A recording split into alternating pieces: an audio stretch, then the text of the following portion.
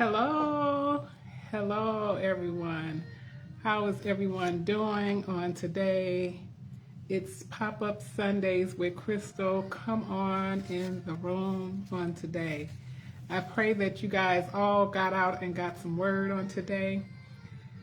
Listen, in this life and this time, we sure do need to hear a word from the Lord. One word from the Lord will change our entire lives. And so I pray that you got some word or that you go and actually listen to some word on today. So today was such a blessing to me. I was able to have the opportunity for my first speaking engagement in the church. And so I went to Barstow and with Pastor Anthony and First Lady Dion in Barstow at Harvest Life Worship Center. And when I tell you, wow, I was blown away. Of course, those of you that speak all the time know that you never get a chance to say all the things that you intended on saying, right? So I thought I would come on and maybe share with you guys some of the things that I did not get a chance to say. But let me tell you, a young man gave his life to Christ. And whoever would have thought that by just hearing my testimony, that a young man in his early 20s or 30s would give their life to Christ. And so I was like, just at awe. I want to say that I don't own the copyrights to the music that you hear playing in the background. And I also would like to say as a disclosure that I am not a lawyer or a paralegal. I am just simply someone that is educating you and informing you information about getting your affairs in order.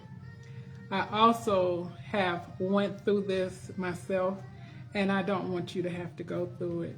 And so look into getting your affairs in order, such as getting your revocable living trust, getting your power of attorney. Those are things that you can get done like now, today. So you can go on different platforms, educate yourself on getting these things.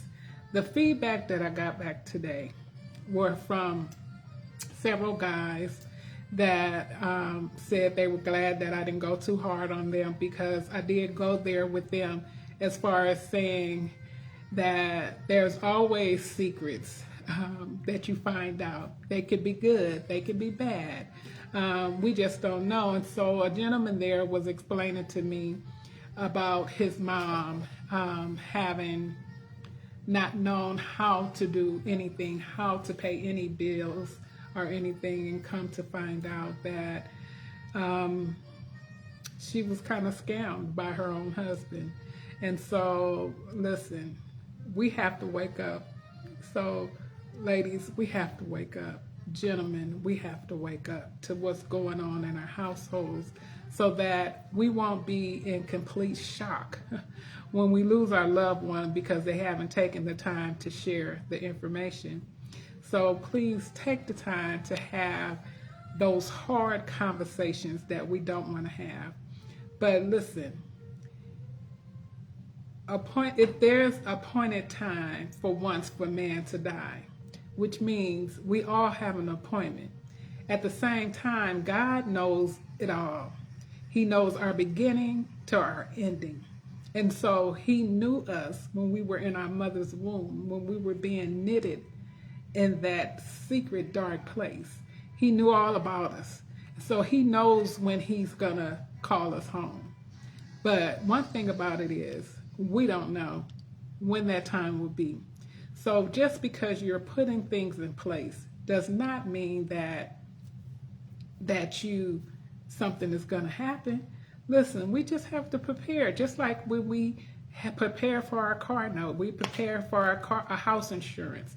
Well, we're not expecting anything to happen, but when it does happen, we're prepared. We're in place.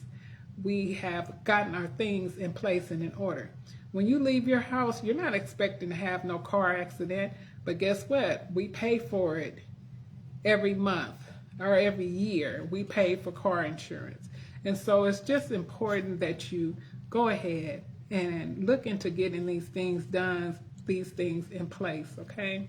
So I wanted to share with you guys also some of the things that the people were sharing with me today. And they were saying, I never heard that. I've never heard this in a church setting. And it is so much needed. And I heard that so much. The people are hungry to hear this information that God has so richly blessed me with. And so make sure that you go ahead and, for now, get a composition book and write these things down. Write down all passwords, all accounts. Make sure that you have all ATM numbers written down somewhere for your loved ones to know. And what to do, you know, if they need to go to the bank or something, if you were to become incapacitated or if you were to pass away, would your loved one know what to do today? So put yourself in today, put yourself in the moment, because we never know. And just think, you know what? Would they know what to do? Would they know what my wishes are? Would they know, even if you have your things together, do they know where to pick up the paperwork at? Do they know which mortuary to send you to? Do they know what you want to wear? Do they know if you want to be laid to rest or if you want to go back home to be laid to rest? Do you want to be cremated? Have the conversations with your loved ones so that your wishes will be as you want them to be. I've spoken to a couple of people and they've been saying to me, I don't want a service. I just simply want to have, you know, a little grave site, or I just want to have a dinner and hey, I'm done, I'm finished. You could take me to the cemetery. And so if that's your wishes, let your loved ones know that that's your wishes as well. And another thing is preparing in advance can make this process less stressful for the ones that you love. Okay? And so make sure, let's do this. Let's get this thing together. So a legacy of love. Some of you know, some of you don't know. I lost my husband August 1st, 2021. And we had just gotten into our home. And when we got in our home, we had been in our home for 2.5 years, only 2.5 years before I lost my husband unexpectedly. And when we originally ended up getting in the house, we ended up not adding my name to the house due to we wouldn't have qualified for the loan. So that's why my name was not on the house initially. So when I lost him, the first thing came to my mind was, hey, I'm in trouble. What am I going to do? How am I going to move forward? My husband had some debt. He had some medical debt. And so I was just terrified about them taking the home away from me. And so it's just so important that we get these things, because a lot of us assume that the house will just automatically go to your spouse. And so that's not true for California. So if you live in California, California is a community property state, which means that it's 50-50. And so if you pass away interstate, meaning you don't have a trust or anything, but you have a home, you have things that are in your name. You have to make sure that your loved one, when you leave here, does not have to go to probate, does not have to be put out of the house, because you may have a blended family and those kids will come after you if they feel like there's something to come after. And so you want to avoid probate at all costs, because when you open up probate, it's like opening up a can of worms. There are people that work every day looking to find out if there's a probate, looking to find out if they can collect some money from you. So you want to make sure that you get these things in place. You may find yourself having to go to a convalescent home, and convalescent home is Medi-Cal. Well, we know what's going on right now with the Medi-Cal, right? And so if Medi-Cal is a loan without, without interest, but they can come after. So you may be thinking you leaving your children at home, you pass away, and Medi-Cal recovery can come to recover their portion of taking care of you. But if you have it in a trust, you secure yourself from having to go through probate. If you go to probate, then you don't secure yourself. But the purpose of having a revocable living trust is to secure yourself from going to probate. Okay? So make sure you look into that. I know a lot of times people were telling me, I don't understand, if you guys were married, how come you didn't automatically inherit these things? And that's not the way it is. So the government, Congress, they have already made the decision for you. That's why it's a such thing called as probate, because when we don't have our affairs in order and in place, then they make the decision for you. So if you don't have it in cut and creek, if you do not have it in black and white, it's like it never existed. That's why when I went before the judge several times, he kept asking me, why should I grant you this home? And I couldn't understand, why are you asking me that when I was married to my husband for 34 years? Like, how dare you ask me why, and this is what we built together. And so you have to make sure, because probate is a $2 billion a year industry just in California. And so that lets you know how many people are facing probate every day. And your money is tied up in probate. So say, for instance, if I had have started the probate before I liquidated all of the funds from out of the bank accounts, that money would have been stuck in the bank accounts until after the probate was completed. And so God just showed me favor where I went ahead and did some things underhandedly, I guess. I just went a different direction in doing it. And so that's just how I ended up doing it. But sometimes everybody is not able to go that route and get it done.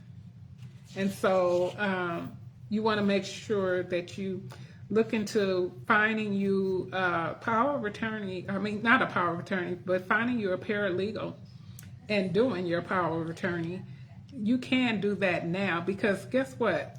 If you become incapacitated and all of your money is in the bank and you're in the hospital, or you have a stroke, you can't talk for yourself, you can't speak for yourself, and as soon as you become incapacitated, it's a possibility that you will find yourself in probate while you're alive, because you have your loved ones down maybe as beneficiaries, but beneficiaries are only for when you pass away.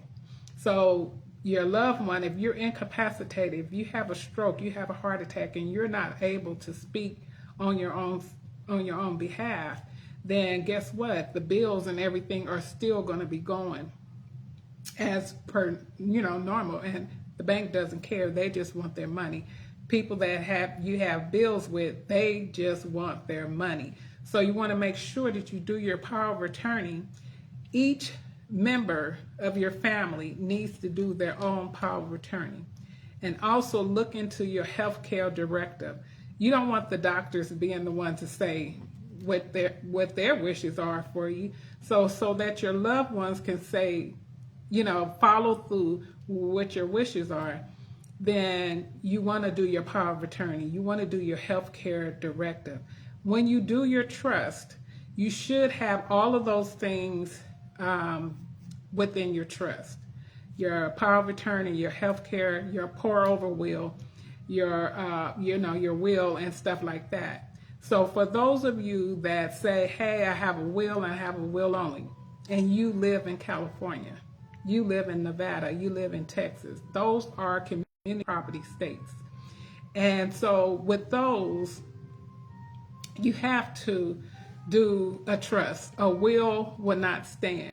So if you have to, say, hey, I had a couple of people tell me today, hey, you know what, I got a will. And I was like, okay, that's not good enough for California. You have to have your trust so that you can, and I was speaking to a young lady just to think back on some of the conversations that I was having. The young lady had said to me, I think we have a will, but I'm not for sure. But, I'm kind of thinking about switching some stuff over into my daughter's name because I don't know if my spouse is going to end up having to go to a convalescent home. So I was telling her, listen, this is how you can cover yourself. Get the trust.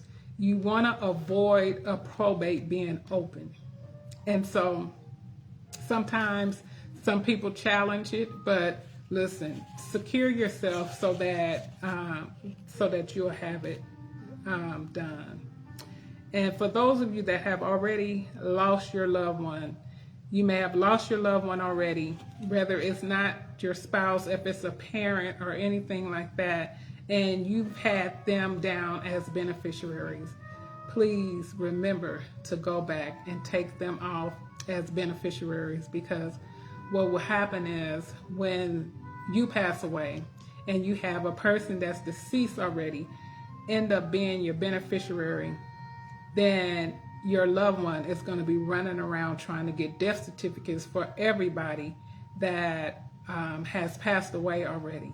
And so make sure that if your loved one has passed away already and you have them down as the beneficiary, that you go back and change that.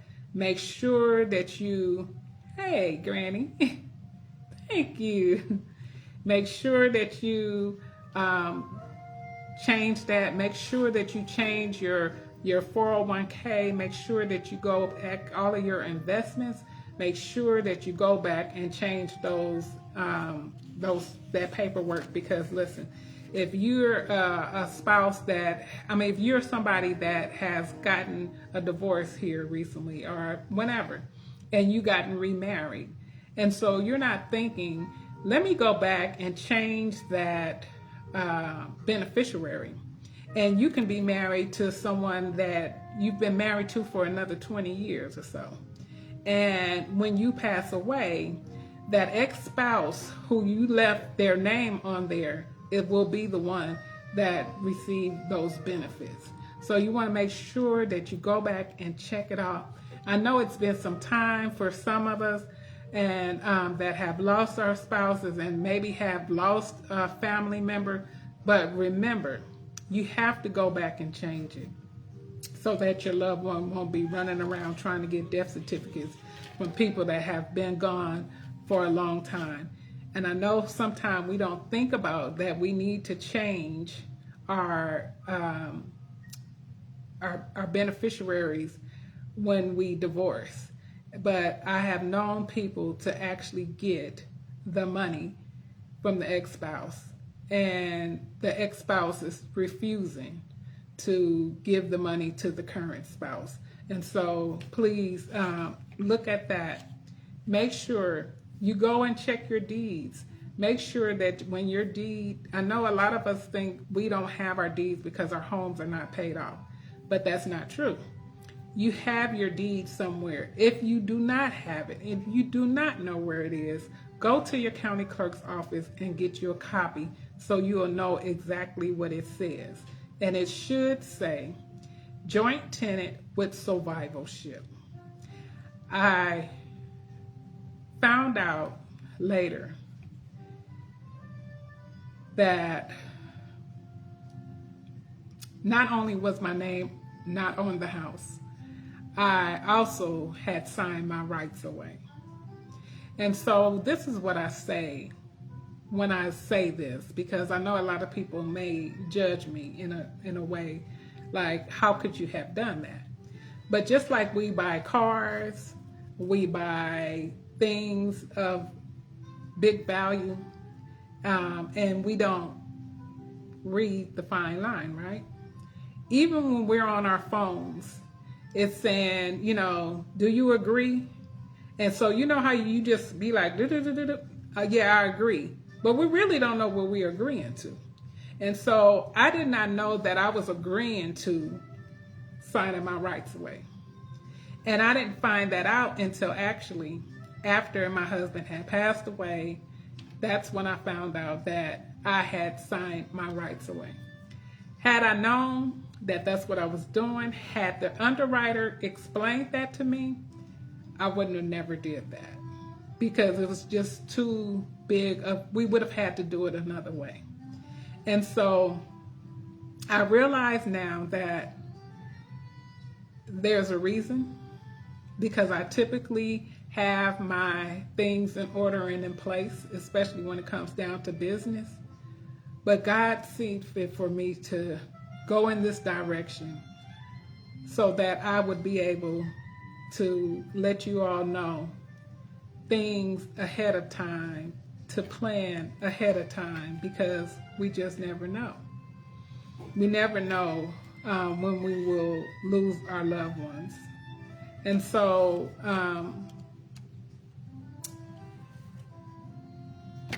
in that, I'll say this again: get a composition book and write these things down. The passwords, the email addresses. Again, I'll say this: if you have an email address and you feel like your email address is private and you don't want to give your spouse your email address, take the time to have a separate email so that your loved one, that's for your bills and your bills only. And so it's not that my husband didn't just give me his account number. It's just that he changed his account every couple of months because he done forgot a number or something. So he would change it often, and he would write his entire life down.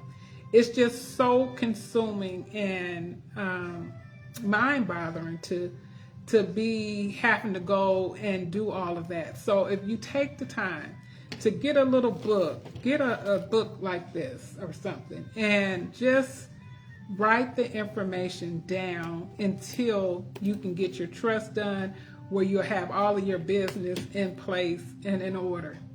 And if you already have your trust and stuff, have the conversation with your family, your loved ones, to let them know what to do. Would you know what to do if you were to lose your loved one today? Would you know which mortuary to call? Would you know what their wishes are?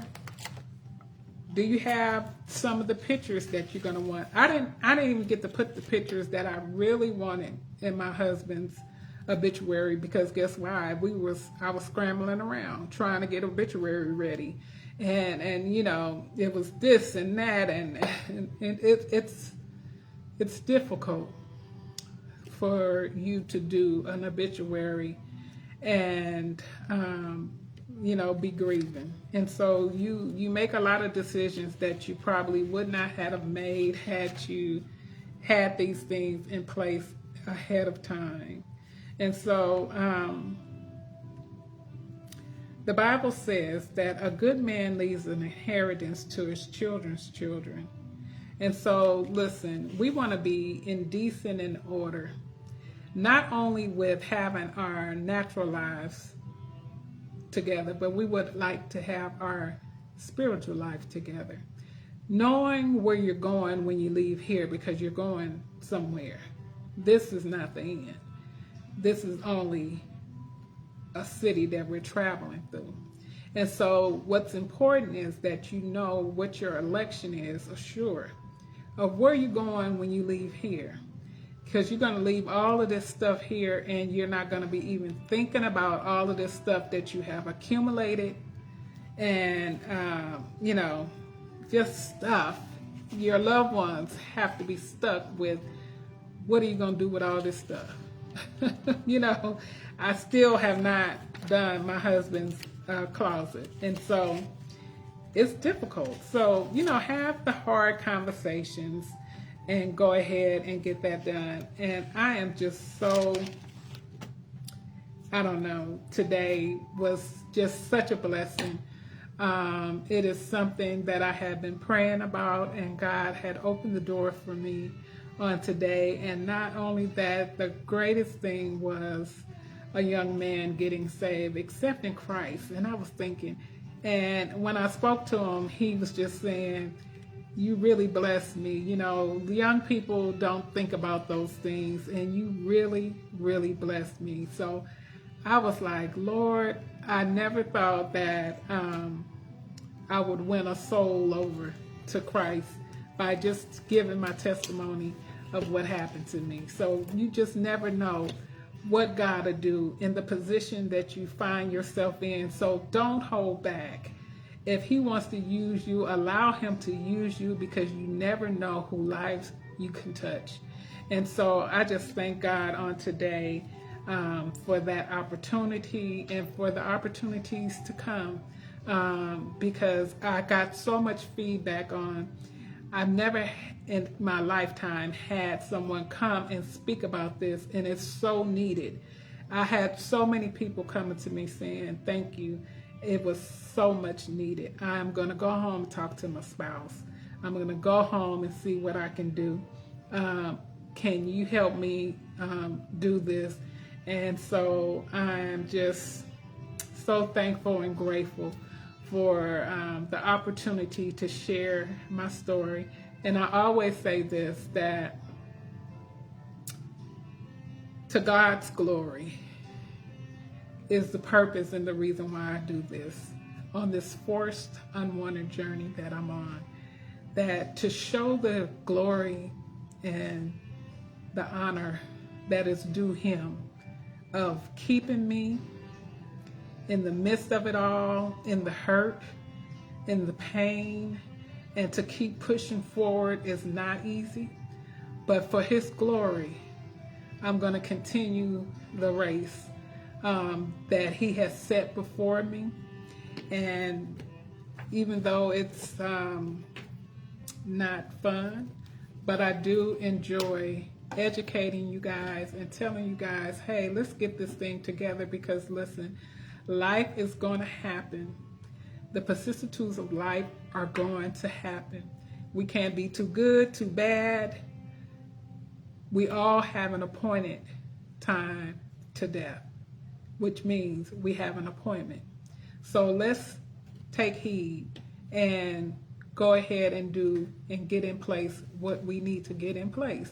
Also, if you own a home and you don't have mortgage protection, listen, you guys eat mortgage protection up in fast food.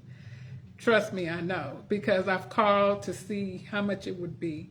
And I know sometimes, when we're getting a car and they're telling you, do you want GAP? Do you want this? They're trying to add all of these other things on there. And we're like, no, the car note is too high already. The house note is too high already. Listen, it is so important if you can afford to get mortgage protection, because that will cover you. That will cover your loved one. Can you imagine? It's difficult enough when there's two people that are paying bills, right?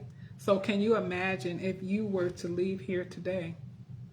How would your loved one be able to carry on? As I stated earlier today when I was speaking, I was saying, you can't even get your spouse's benefits until you're 60 years old.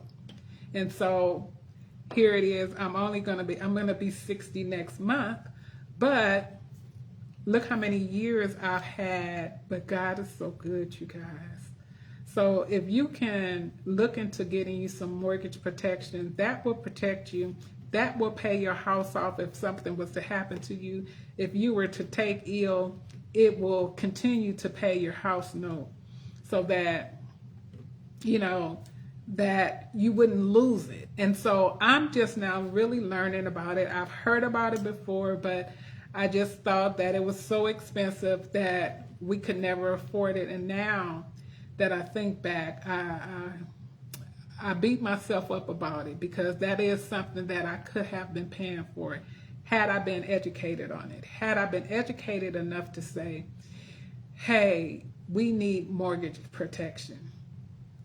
And that way the house would have paid off and I wouldn't have had to be figuring out how to pay a house note every month. And so if you're a person, you may be like me, that a stay-at-home mom, and I mean there's even guys that are widowers that end up having to relocate, end up having to wait as well to get their benefits, because they could receive their benefits from their spouse. Their spouse may have made more money than them. And so it's not always just the women, it's the men as well. They go through the same thing. And so if we prepare ahead of time, if we make sure that we have life insurance, make sure that you have a significant amount of life insurance. Listen, you can afford to do it. You can't afford not to. And so look into getting those things so that you will be able to move forward. You will know that you are securing your loved one when you leave here. And again, I'll say this. A lot of times we don't want to have the conversation. We don't even want to think about death. But if you take a look around, if you listen to a couple of conversations, you will see that people have been leaving here every week. Time after time, people are leaving here. You hear me? It is nowhere like it used to be. I remember at a time when we didn't have death in our family. Hey, Poupée. We did not have death in our family. And then once we started having death in our family, oh my goodness. It has been pretty rough, you guys. It's been pretty rough to lose your loved ones. And so I have a friend that just recently lost her husband on Thursday, and he's out of the States. So if you're planning on going out of the States or traveling somewhere on vacation, listen, it's worth getting the insurance that will pay for you if you were to pass away, because you have to get your loved one back home. And so if you have that extra insurance, it will take care of you. If you're away too far, if you're away, it will take care of you. So there's so many different insurances that we can get or look into. But have the conversations, please, please, please have the conversations to know, what your wishes are. Write it down. I know you guys have been procrastinating about this. Listen, you have to get this done. You cannot leave your loved ones like this in this position. If you were to leave here today, you want to know in your heart of hearts that I listened to Crystal and I got this down. Hey babe, listen, this is my password. This is to my email address. This is how you pay the house note. This is how you pay. Some people don't even know how to pay utility bills.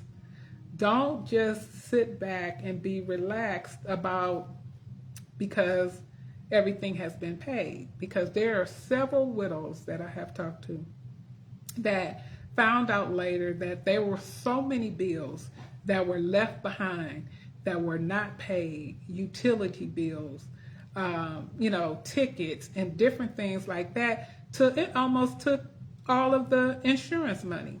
That's another thing, the insurance money. The insurance, you want to make sure that your loved one is paying the insurance. Are you covered? Because there has been a lot of, I don't want to say deceit, but there has been a lot of not sharing the information that you don't have life insurance. Find out for yourself. Don't just take their word. Find out for yourself. Take the time to call and say, hey, where are we? Because for some reason, as I was talking to the gentleman today, they said, well, you kind of called us out, but you wasn't so bad on us, but you called us out. And so I was asking them, hey, what is it? At where your help meet? If you realize that we're the ones that get you out of trouble when you're in trouble, it was just like that bill that we had received. That was $2,500. And when I asked my husband about it, that's what caused me to take over the bills in May. And he passed away in August. And so if I hadn't asked him about that, guess what, you guys? I wouldn't have known who the mortgage company was. I didn't know how much my mortgage was. And I couldn't pay the bills because he did everything online. I had the computer broken into, but guess what? They were asking me, well, what's the password? What's the passcode? So I'm like, I don't know. So that's why it's important to write these things down. And at the same time, while God opened that door for me to take over in May and me losing him in August, God knew, because we had that supplemental tax bill that was $2,500. And guess what? He didn't have it. But guess what? The help meet helped. And I helped and I paid that bill, and he was so thankful and I said, listen, we're in this together. What? So don't wait until you're in trouble or you get caught by not saying something, because then the person can't help you. You're in too much trouble. I tell my kids this: don't call me when it's too late. I can't help you. But if you tell me in the beginning when you missed that first payment, I can probably help you. And things are different now without my husband. It's like, it's different. And so, you want to make sure that you have those hard conversations. And a lot of people tell me, I know we don't really want to talk about it. My husband don't want to talk about it. My wife don't want to talk about it. But listen, you have to have it, because life is going to continue to be life. We are going to continue to be losing one another. We're all not going to live forever. That's why our vows say, until death do us part, because there's become a time where death is going to do us part. And so, listen, just share the information, share, and I would greatly appreciate that. Make sure that you look into your adult children having some life insurance. My mom took care of life insurance for me for years, and when I became an adult and had my children, I went ahead and got me some life insurance, because listen, it's too many people saying, I don't have no life insurance. They got the life insurance, they stopped paying the payment, and the insurance lapsed. And so at all costs, see if you can find out if that person has insurance or not. Have the hard conversation again. If you may have been at your job and you've retired already, and you're thinking, oh, well, you know what, I retired, and then you had insurance with your job, you may have to look into calling the credit union or something like that to see if you can get some extra insurance, because I believe when you leave your job, if you retire or you leave your job, then you don't have that same coverage as you had before. Okay? So, John 13:17 says, now that you know these things, just do it. and God will bless you for doing them. Proverbs 27:12 says, a prudent person sees trouble coming and duck, meaning they take heed to the trouble that is coming. But a simpleton person walks blindly and does not get their affairs in order and gets clobbered over the head. So which person would you be? Will you be that prudent person, or will you be the simpleton? So please share the information, okay? I love you guys, and I will see you guys next Sunday. Love you. Bye-bye.